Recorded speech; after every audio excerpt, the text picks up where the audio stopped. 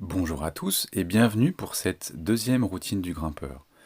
Nous allons commencer par des automassages des faces latérales des orteils afin de stimuler les terminaisons nerveuses des orteils et afin d'augmenter la capacité des orteils à prendre leur place quand vous êtes en appui au sol sur vos pieds. On voit de près ici comment entrecroiser les doigts entre chaque orteil.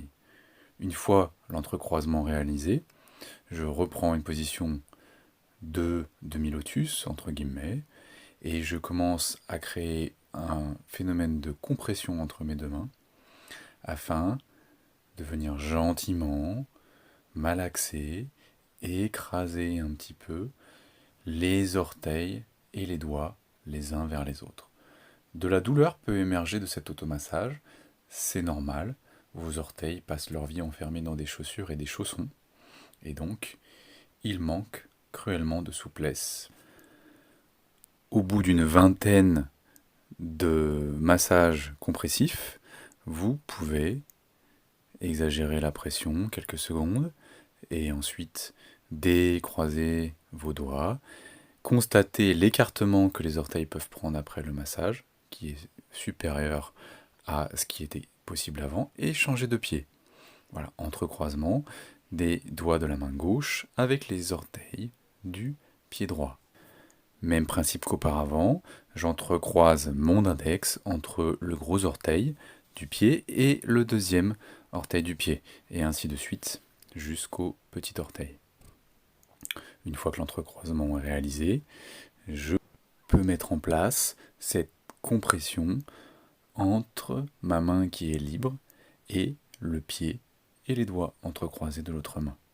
Et ainsi j'exerce un massage des faces latérales de mes orteils. Au bout d'une vingtaine de répétitions, je peux constater l'augmentation de la largesse de l'avant-pied. Deuxième automassage du jour, il va consister à masser l'arche interne du pied. Pour ce faire, je m'agenouille, j'écarte bien les genoux en arrière et je viens placer mon pied droit au-dessus de l'arche interne de mon pied gauche. Puis je repose les fesses sur mes pieds et je peux faire un va-et-vient de la droite vers la gauche et vice-versa de mon bassin. Quand je suis à gauche, le massage est intense. Quand je suis à droite, je relâche la pression. Si vous ne ressentez aucune tension, c'est probablement que vous n'êtes pas bien placé sur l'arche interne. Et je vous invite à chercher avec un peu plus de précision les zones de tension le long de cette arche interne. Je dirais que 98% des patients et des grimpeurs à qui j'ai fait essayer ce massage ont pu en tirer des bénéfices et ont surtout ressenti des tensions importantes dans l'arche interne. Au bout d'une vingtaine de translations du bassin, je change le côté de chevauchement et ainsi mon pied gauche se place au-dessus de mon arche interne du pied droit et je remets en place le même principe d'alternance du poids de mon bassin et donc du poids de mon corps de la droite vers la gauche.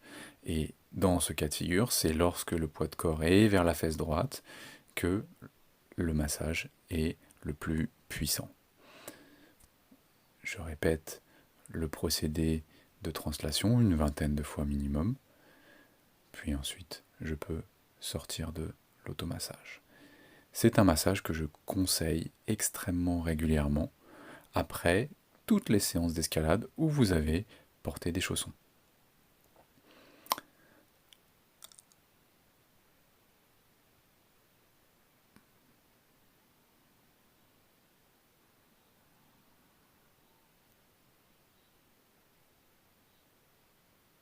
Après ce massage, je reste en position agenouillée et je vais venir faire chevaucher mon tibia droit sur mon mollet gauche. Et c'est lorsque je vais poser la fesse vers le talon de mon pied droit que la pression va se faire sentir sur le mollet gauche. Je vais placer mon pied en une dizaine d'appuis successifs de haut en bas et sur l'expiration, je majore mon massage en posant la fesse. Puis je remonte, une dizaine de points de pression également en remontant, ce qui fait une vingtaine de points de pression en tout, pour masser de manière dynamique la face postérieure de mon mollet et ainsi diminuer les tensions, faire circuler le sang le long de mes mollets. Ensuite, je répète le procédé pour travailler mon mollet droit avec ce massage, cet automassage par le biais de mon tibia gauche le long de mon mollet. Une dizaine d'appuis pour descendre. Sur l'expiration, j'augmente la pression en posant mes fesses sur mon membre inférieur gauche, puis je remonte pour une dizaine de pressions afin de terminer mon travail d'automassage.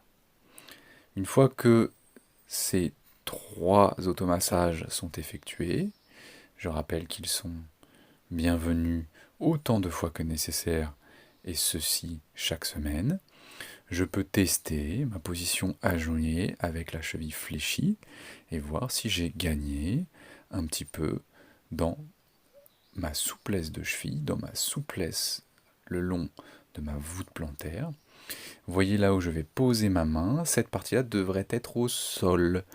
Chez les grimpeurs, c'est très fréquent d'avoir une voûte plantaire musclée mais aussi très rigide. Et il est donc difficile d'avoir les têtes des métatarses, ça c'est pour le langage technique, c'est-à-dire la partie charnue de l'avant-pied sur lequel j'avais mes doigts, qui repose au sol. Il faut donc travailler ces assouplissements, ces automassages que je vous montre dans la vidéo, jusqu'à ce que vous puissiez acquérir cette position agenouillée, cheville fléchie, avec l'avant-pied complètement en appui au sol. J'enchaîne donc après l'automassage par une bonne dizaine de transitions, d'erector size depuis la position debout jusqu'à la position agenouillée. Voilà, je passe par une transition sur un squat avant de poser mes genoux et même chose au retour. Ensuite, j'active vraiment le travail abdominal et fessier sur la transition depuis la pose de fesses sur les talons pour la position en appui sur les rotules. Vous voyez que j'exagère le dynamisme de la séquence ici en cherchant une suspension des rotules quand j'ai les fesses posées sur les talons par une activité forte des muscles antérieurs du pied. Puis je peux gagner dans la flexion de ma cheville en cherchant à reculer le plus proche possible de mes orteils, mes genoux. Voilà, on voit le travail en gros plan, avec cette volonté de fléchir les chevilles, de majorer véritablement cette fonctionnalité des muscles antérieurs du segment jambier et du pied à produire cette posture de repos, d'attente archétypale agenouillée, cheville fléchie. Les orteils sont dynamiques et actifs. Vous voyez à nouveau ce travail avec de nouveau une recherche de gain dans la cheville. Donc ça veut dire qu'on en est à une bonne vingtaine de répétitions de cette séquence de mouvements fondamentale dans l'acquisition de la souplesse de cheville.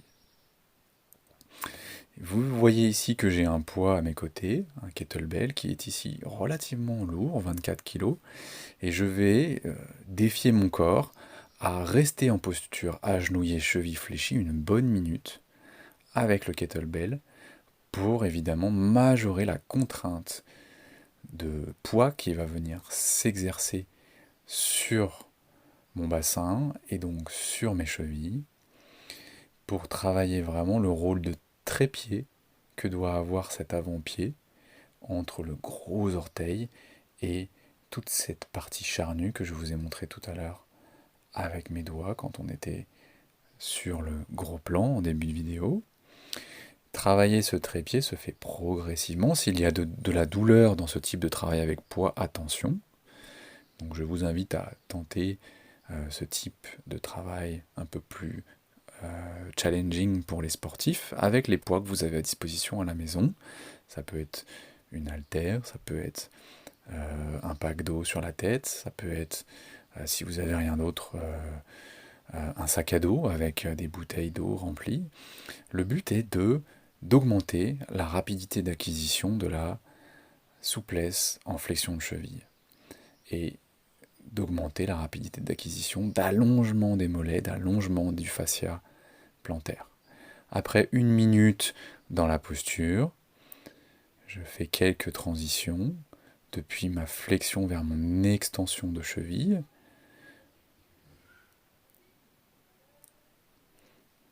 Ok, 5.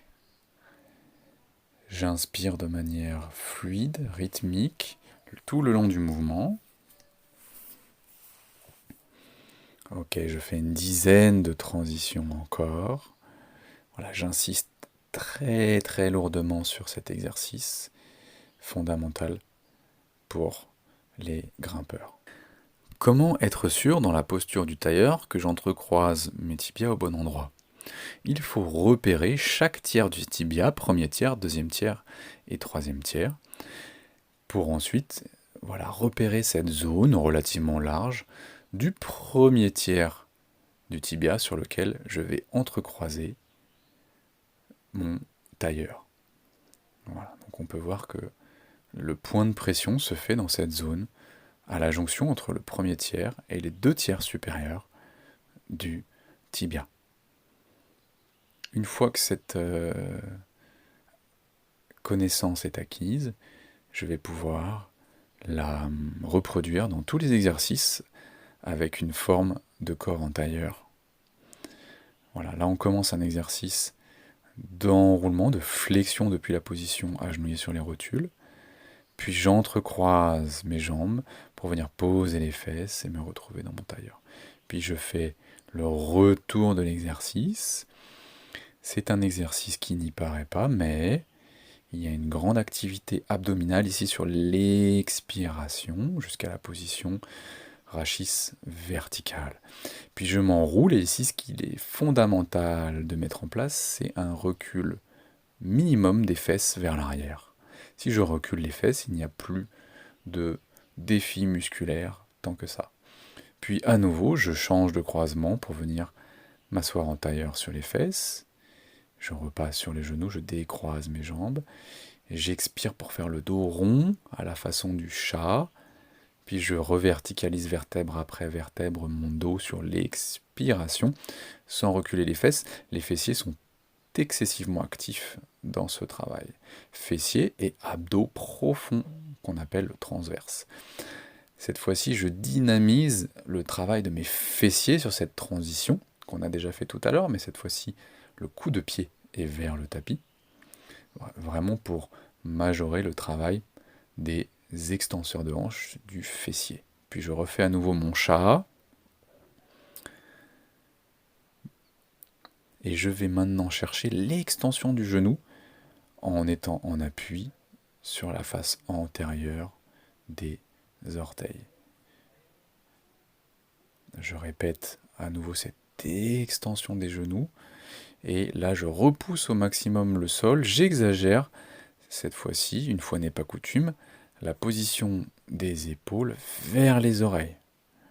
J'inspire pour vraiment créer une zone de force dans la région de mes premières dorsales, de mes clavicules.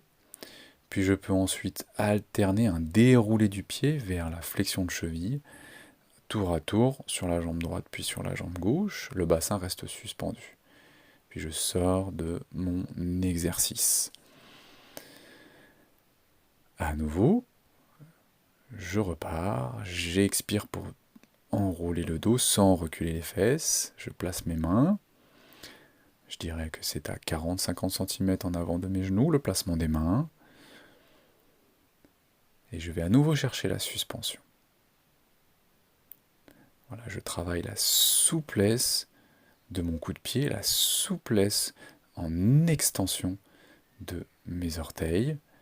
Puis maintenant, je fais le déroulé du pied depuis l'extension vers la flexion complète, orteil puis cheville. Voilà, c'est vraiment un travail de contrôle respiratoire, de force abdominale et de mobilité pied-cheville. Ensuite, on va rester sur ce travail de mobilité de l'avant-pied. On va travailler ce que j'appelle le pied du danseur. Sur le pied droit, on va se placer en position du sprinter, pied droit à l'aplomb du genou gauche, puis je vais travailler à enrouler mes orteils de la dernière phalange vers la première phalange.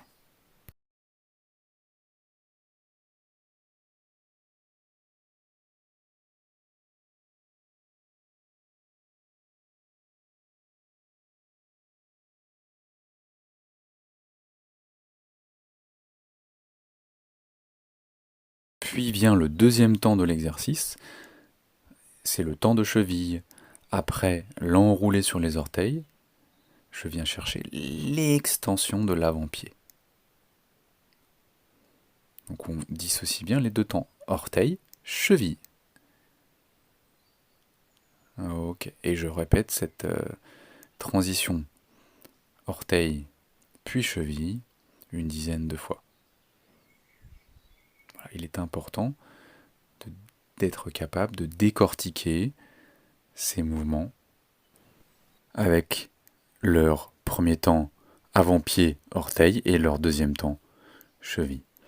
Autre posture, un peu plus difficile, en équilibre sur la jambe droite et sur la rotule du genou droit, pendant que je cherche à enrouler mon avant-pied, d'abord le temps d'orteil pour une dizaine de répétitions, et ensuite le temps d'enrouler de cheville. Ces exercices sont fondamentaux pour la mobilité des phalanges des orteils.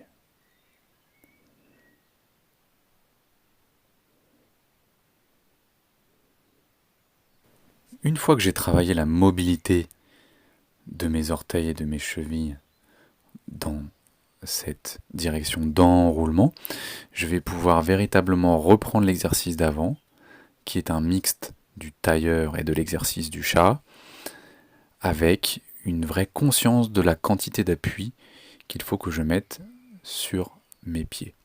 Je m'enroule sans reculer les fesses. Sur l'expiration, je me place, j'inspire. J'inspire pour vraiment suspendre et verrouiller mes épaules. Puis sur l'expire, je tends mes genoux et je suspends mon bassin. Puis je déroule mon pied vers l'extension de cheville. Jambe droite ici, puis gauche. Voilà, une dizaine de répétitions de cette transition.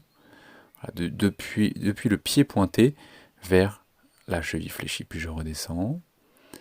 J'expire ici, les abdos, les fessiers très contractés. Un petit temps de décontraction, je viens produire ma forme de corps en tailleur.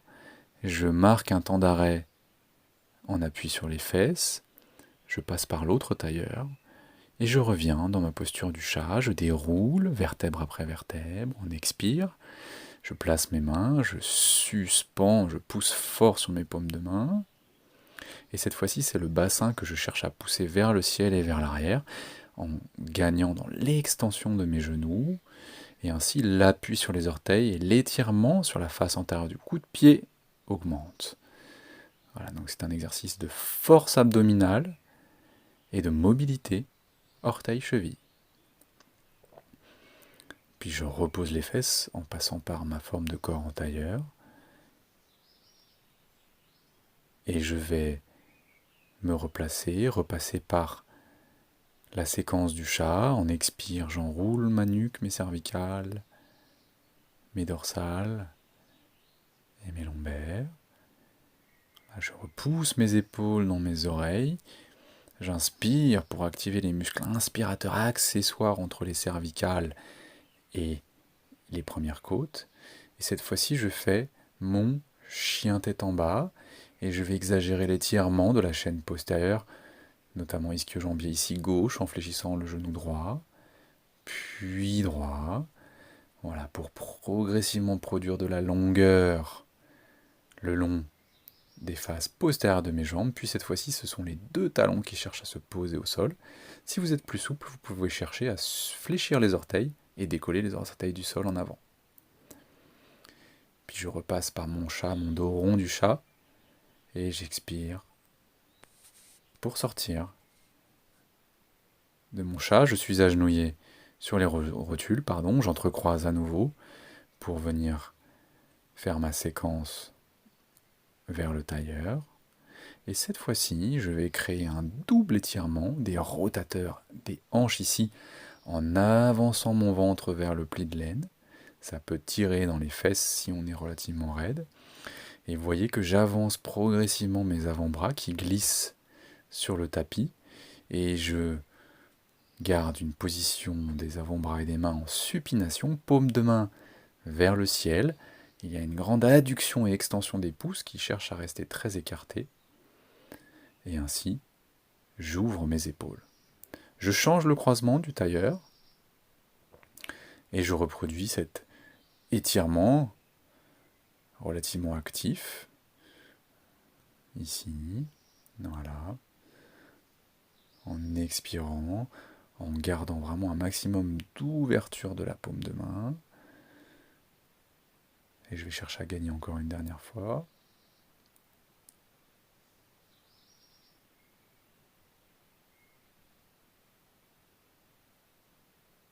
Puis je sors de mon exercice et je fais une transition vers le temps abdominal de la famille des exercices du tailleur. Je cherche à expirer, vider complètement l'air qu'il y a dans mon abdomen pour approcher le plus proche possible de mon périnée, de mon pubis, mes talons. Et ainsi, je peux me relever en me penchant au minimum vers l'avant. Je cherche à me relever rapidement en poussant fort sur les tranches externes de mes chevilles. Et regardez, tout de suite, je fléchis mes chevilles pour avoir une cheville fonctionnelle, tout de suite capable de produire de la force vers la transition à la position debout. Je répète cet exercice.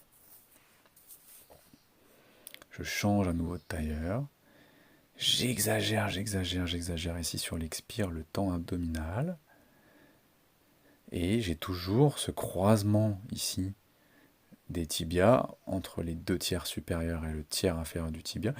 Il y a un tibia qui pousse vers l'autre tibia et l'autre tibia quelque part résiste à cette poussée.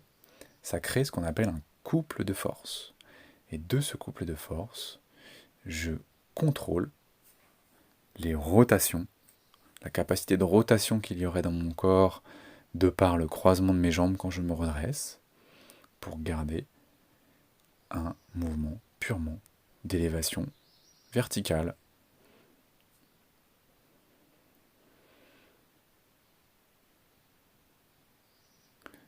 Voilà, petite transition ici.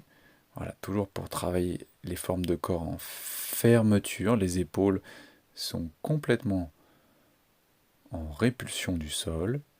Et je cherche à refermer au maximum le corps vers moi et sortir. Une fois sorti de mon tailleur en position debout, je peux travailler le décroisement de mes pieds qui passe par un 180 degrés sur les pointes de pied. L'élévation des bras permet de travailler l'idée d'extension et d'allongement du corps dans cette transition. Puis j'abaisse les bras sur le retour vers le croisement de pied et l'assise au sol. On est vraiment sur une exagération d'un travail fonctionnel pour passer d'une forme de corps jambes croisées où la gauche du corps va vers la droite, donc passe la ligne médiane et vice-versa. Je parle ici du croisement de mes jambes, vers une position où la gauche du corps est à gauche et la droite du corps est à droite. Voilà. J'insiste sur le côté très puissant au niveau des chaînes musculaires et du schéma corporel dans ce type de travail. C'est un travail qui n'y paraît pas, mais s'approprier ce type de transition, les nettoyer pour qu'elles soient le plus fluides possible, a un grand impact sur la fonctionnalité, la précision de vos schémas corporels. Là, je vous propose un exercice dans lequel je rajoute un challenge, car là j'ai un poids de 24 kg, ce qui est relativement lourd quand même, à soulever par cette sortie du tailleur. Attention aux genoux, attention au poids avec lequel vous essayez cette transition. Voilà, le but c'est de vraiment stimuler un placement à l'aplomb du centre de gravité avec la colonne vertébrale qui se met vraiment à l'aplomb des talons le plus rapidement possible, voilà, pour avoir une trajectoire la plus optimale, la moins traumatisante pour les articulations, puisqu'il y a du poids. Dès qu'il y a du poids, le corps va chercher à se placer, parfois un petit peu mieux que à vide. D'où l'intérêt de temps en temps de travailler avec des charges. Voilà, j'exagère la sortie du tailleur en cherchant maintenant l'extension des bras, tout de suite, et un saut sur place pour venir décroiser dans le mouvement les pieds.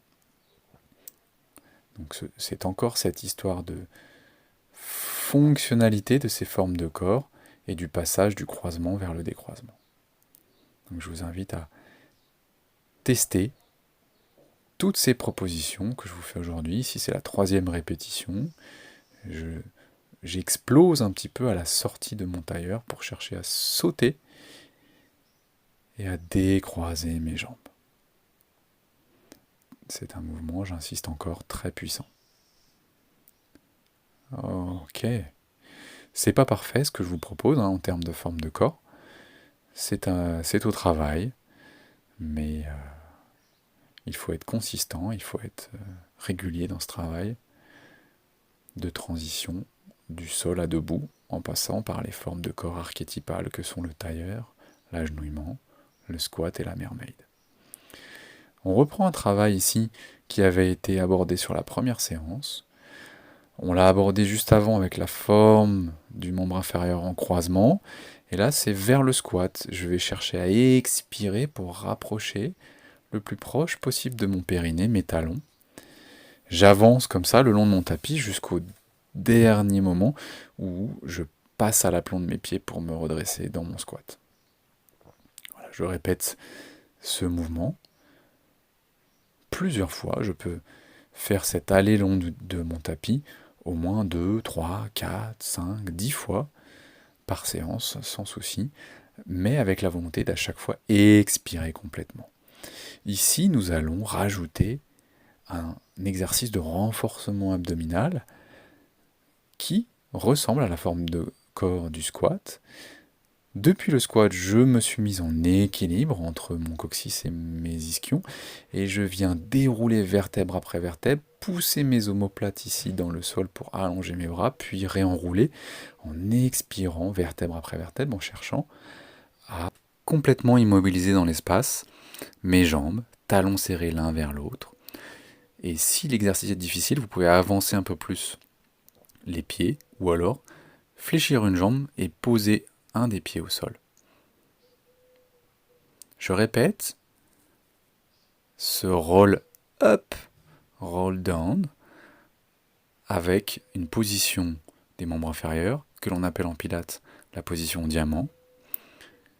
Les genoux sont écartés, les talons sont au contact pour activer les adducteurs et les ischio-jambiers pendant ce travail de contrôle et de renforcement abdominal profond. Petite pause avant de faire ma transition vers le rolling like a ball. Et inspire et expire, je regarde toujours entre mes genoux. N2, N3, et 4, et 5. Inspire et expire, le dos reste rond. Les lombaires ne changent pas de forme ici. 6, je stabilise. Je vais prendre ma position de teaser, puis les bras encadrent la tête pour une variante du teaser vers le hollow body. On essaye de garder la même angulation, la même distance entre les bras et les jambes, tout le long de ce travail d'enrouler, dérouler. Puis je rajoute une sortie par le squat. Sortie squat, puis sortie squat, et enfin sortie squat avec flexion debout ou pour étirer, ça va être sur celle-ci, étirer mes ischio-jambiers, j'enroule jusqu'au cervical. Ok. On notera que dans cet exercice-là, je n'ai pas pris d'élan, je n'ai pas kické avec mes jambes.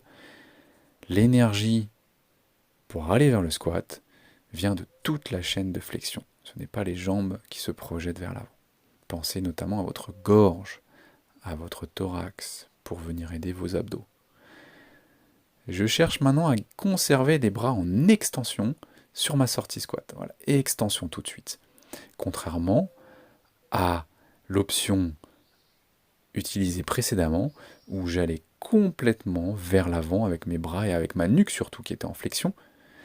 Ici, je cherche tout de suite une transition vers la verticalité et la chaîne d'extension du squat.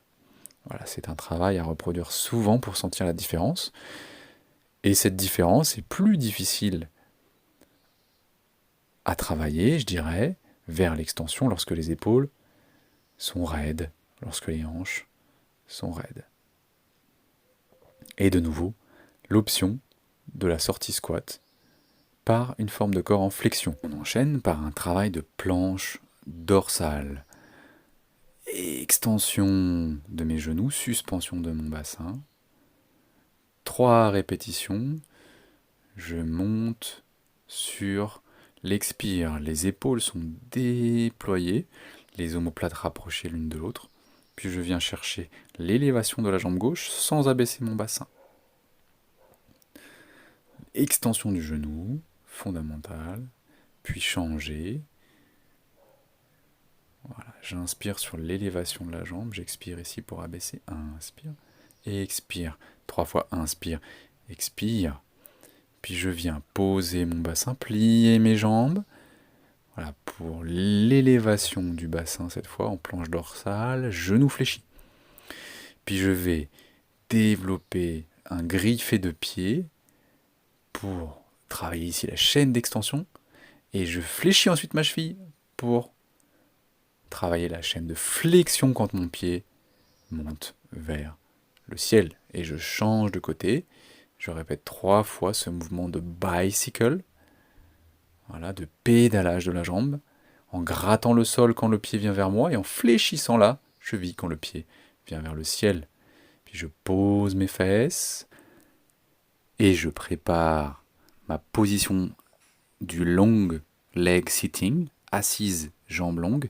J'essaye d'être le plus possible à l'aplomb de mes ischions. Je suis un peu raide des ischio-jambiers, donc c'est difficile de ne pas enrouler le bas du dos. Et je viens défier encore plus la chaîne d'extension, défier encore plus la raideur de mes ischio-jambiers par l'allongement de mes bras qui encadrent mes oreilles.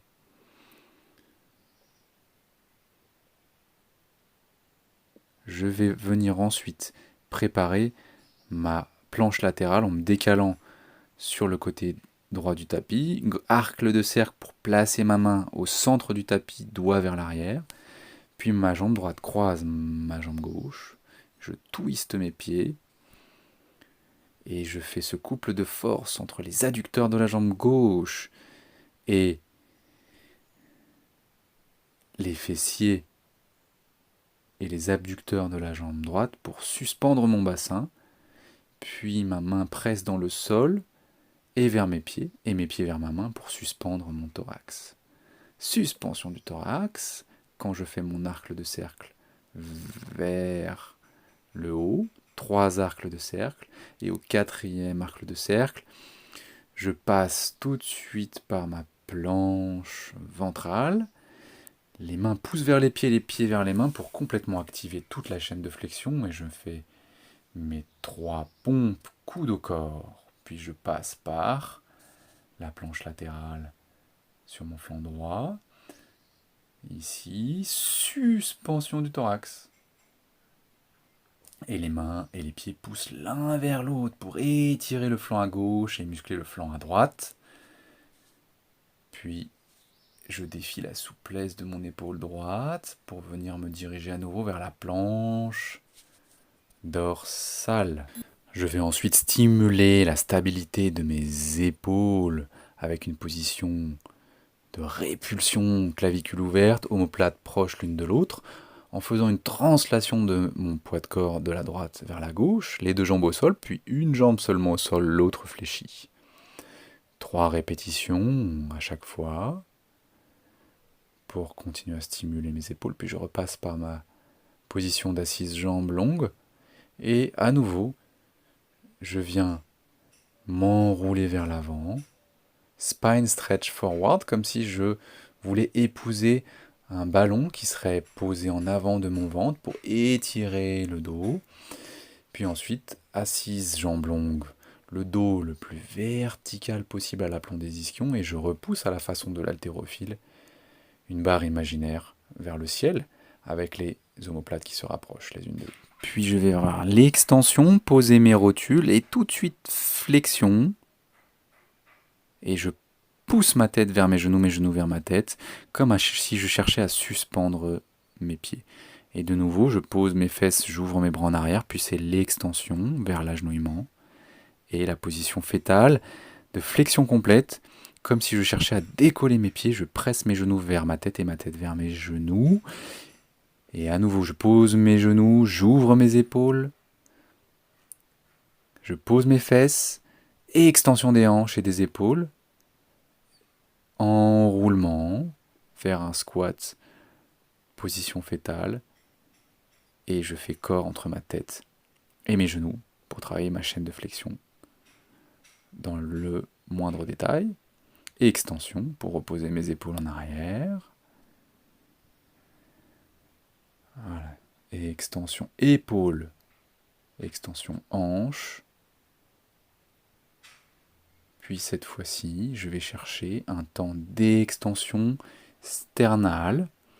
Ma tête pousse dans mes mains et je cherche à ouvrir le sternum et à étirer vers l'extension les dorsales qui sont entre les omoplates. Puis je repose à nouveau mes mains au sol pour venir me retrouver à nouveau dans ma position d'assise. Jambes longues, les épaules sont ouvertes. Je vais venir me placer à 4 pattes. Je vais mobiliser mes omoplates par rapport à mon thorax, en rétraction vers la colonne vertébrale, puis en protraction vers l'avant. Puis, au bout de quelques répétitions, je place mes omoplates au milieu. Je repousse mes bras vers mes genoux et je mobilise mon bassin en antéversion, rétroversion. Puis je me place en position neutre avec le bassin.